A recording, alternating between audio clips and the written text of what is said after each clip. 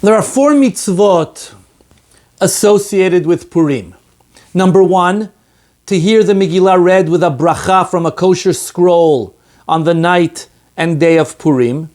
Number 2, to partake of a Seudat Purim, a festive meal on Purim day to celebrate the miracles of the holy day. 3, Mishloach Manot, sending prepared foods as gifts to friends and or acquaintances. And number 4, Matanot LaEvyonim, helping the poor and needy on the day of Purim. There's a specific mitzvah to give tzedakah on the day of Purim.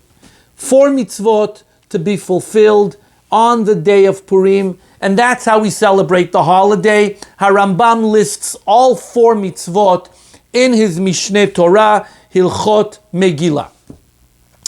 2 points that are noteworthy in the way Rambam presents these halachot. I'm going to begin with Mishloach Manot, sending prepared edible foods to a friend or friends. I want to read to you the way Rambam presents this halacha, chapter 2, halacha tet vav, in Hilchot Megillah. Rambam says, V'chen chayav adam lishloach shtei manot shel basar, o shnei minei tafshil, o shnei minei ochalim lechavero. One is obligated to send 2 cooked pieces of meat, or 2 prepared dishes, or 2 kinds of foods to a friend. Shene'emar u'mishloach manot ish lere'ehu. Shtei manot le'ish echad. As the verse says, and one sends manot to his friend in the singular, 2 foods to one individual. And then Rambam says, V'chol hamarbe lishloach l're'im mishubach. And the more one sends to friends, to multiple friends, mishubach is praiseworthy. Notice the expression. And whoever increases in his sending of food to friends, he is praiseworthy. Mishloach Manot is one of a few mitzvot where Rambam encourages us to do more of the mitzvah. Not just go above and beyond the minimum. The more, the better. There are 2 other such mitzvot. The most famous is, of course, Sipur Yetziat Mitzrayim, telling over the story of the Exodus at the Seder on the night of Pesach. We all know the story of the rabbis who were up all night studying and telling over the story of Pesach until their students came and said to them, Rabotenu, Higia Zeman Kiryat Shema Shel Shacharit. Our rabbis, it is time for Kriyat Shema of the morning. They were studying all night. And the students had to come and tell them, it's time for Kriyat Shema. Rambam quotes the Gemara in Hilchot Chametz U'Matzah, Kol hamarbe lesaper b'tziat Mitzrayim harei ze meshubach. The more one retells and studies the story of Yetziat Mitzrayim on the night of the Seder is praiseworthy. The third mitzvah that falls into this category is actually the mitzvah of teshuvah. And here Rambam also uses an interesting language to express this idea of there's no limit to this mitzvah. I read from Hilchot Teshuvah, chapter 2, halacha daled, Midarkei ha-teshuvah, liyot hashav. The way of teshuvah is that the penitent, the one who's doing teshuvah, tzo'ek tamid lifnei Hashem bebechi u'betachanunim, cries out consistently, all the time, tamid, before God, with betachanunim, bebechi, crying, and tachanunim. So what do these 3 mitzvot have in common that Rambam applies this idea that more is better? The truth of the matter is, when it comes to mitzvot, more is not always better. I can't decide to put 2 mezuzot on the same doorpost. that is actually forbidden. It's called Bal Tosif. I can't decide to wave my lulav more than is appropriate. So why does Rambam permit us to do more of these three mitzvot? What is the common denominator between Sipur Yetziat Mitzrayim, Teshuvah, and Mishloach Manot that we permit ourselves to apply? V'chol hamarbeh harei ze meshubach, or this idea of tamid, doing it all the time. The answer is as follows. Regarding these three mitzvot, the action performed is not the end game of the mitzvah. The action of each of these mitzvot is just a means towards a much more important and profound ends. And that is why Kol hamarbeh harei ze meshubach, more is better. Allow me to explain. Sipur Yetziat Mitzrayim, telling over the story of the Exodus, is an action. But the end goal of that action is to feel a sense of awe and love of Hashem for the wonders and miracles performed on behalf of our people. Continue telling the story because the goal is to feel Hashem's providence. And the more you tell the story, the more you'll feel Hashem's providence. The same with Teshuvah, vidui, confession. Crying is an action, but the goal is self-reflection and changing one's ways. If that goal is not achieved, then the actions were useless. One is encouraged to do the action of vidui as much as possible in order to achieve a true and sincere teshuvah. The same with Mishloach Manot. Giving food items to friends and acquaintances is an action with a very specific goal, to create a sense of brotherhood and love between Jews. And that is why the more you do it, the deeper and closer you feel to fellow Jews. Not all mitzvot have an action and a goal. I want to emphasize this point. For example, the mitzvah of eating matzah is fulfilled just by eating the matzah. There's no secondary fulfillment.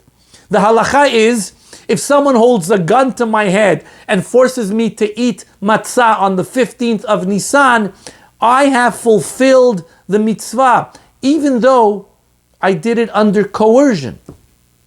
The mitzvah begins and ends with the act of eating. This is not the case with Sipur Yetziat Mitzrayim, with Teshuvah, and Mishloach Manot.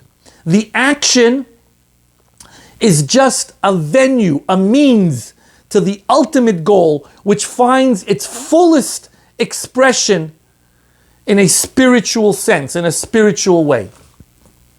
Mishloach Manot is about creating camaraderie and brotherhood, and there can never be enough brotherhood amongst the Jewish people. In the yeshiva world, or at least in the yeshiva world that I am heir to, this distinction between the action and its goal is referred to as ma'aseh mitzvah and kiyum ha-mitzvah. The goal or fulfillment of the mitzvah. Ma'aseh, the action, kiyum ha-mitzvah, the goal of the mitzvah. Now that we understand the goal of Mishloach Manot, Rambam says something very interesting regarding Matanot LaEvyonim, giving tzedakah to the poor. And I want to read to you from Hilchot Megillah, chapter 2, Halacha Yod Zayin. Rambam says as follows: Mutav la'adam leharbot b'matanot evyonim mileharbot b'seudato u'b'bishloach manot le'reav.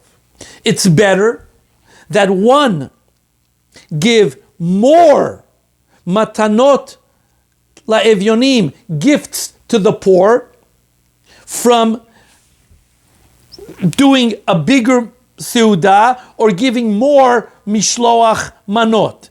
If you're going to prioritize, give more to the poor than adding to your seudah or sending multiple Mishloach Manot.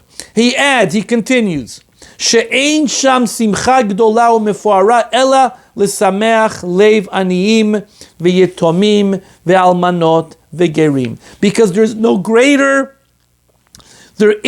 greater joy than bringing happiness to the hearts of the poor, the orphans, the widows, and the strangers. She'hamisameach lev ha'umlalim ha'elu domeh la'shechina. One who brings joy to the hearts of the needy resembles the Shekhinah. Regarding Mishloach Manot, we have Kol Hamarbeh Harei Ze Meshubach, the more, the better.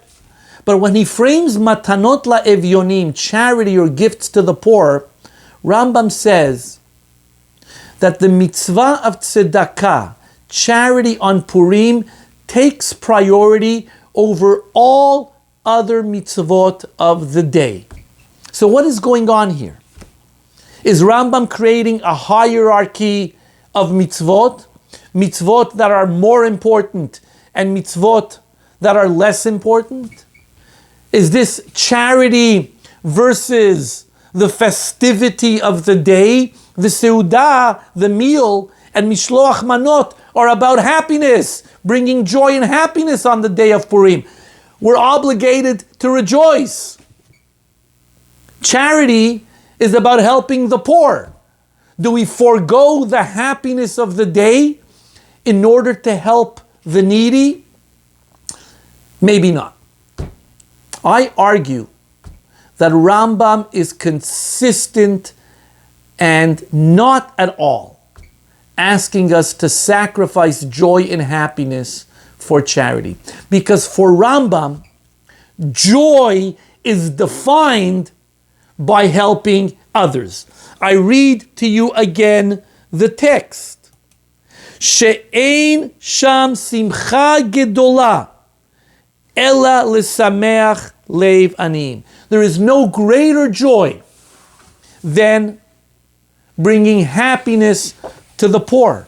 I want to read to you what the Rambam writes in Hilchot Yom Tov, where he talks about the mitzvah of v'samachta b'chagecha. We have to rejoice on the holiday. Rambam says, I read from chapter 6, halacha yudchet, ukeshu ochel v'shoteh. When one eats and drinks on the holiday, which is what we have to do, chayav lehachil lager, layatom, v'la'almana, im shar ha'aniim ha'umlalim. One is obligated to feed the stranger, the orphan, the widow, and all the poor. Aval mi shenoel dlatot chatzeiro, one who closes the doors of his gates, ve'ochel ve'shotehu banav ve'ishto, and just eats himself with his wife and his children, ve'eino ma'achilu mashke la'aniim u'lemeri nefesh, and he does not feed and serve the poor and those who are downtrodden. Ein zo simchat mitzvah ela simchat kreso. This, Rambam says, is not a spiritual simcha, but rather a simcha of his own belly. In halacha 20, Rambam says, וכשאדם אוכל ושותה ושמח ברגל, לא ימשוך ביין ובשחוק ובקלות. When one eats and drinks and is joyful on the holiday, he should not overdrink and he should not be light-headed. אלא על השמחה שיש בעבודת יוצר הכל. Rather, one should focus on the joy and happiness that serves Hashem. So why does Rambam single out the mitzvah of Matanot LaEvyonim, charity to the poor, tzedakah? Because if you want to feel real joy, real spiritual delight, on the day of Purim, it's not about the drinking. It's not about the eating. And it's not even about preparing fancy, elaborate Mishloach Manot and sending it out to everybody. All of which are mitzvot of the day.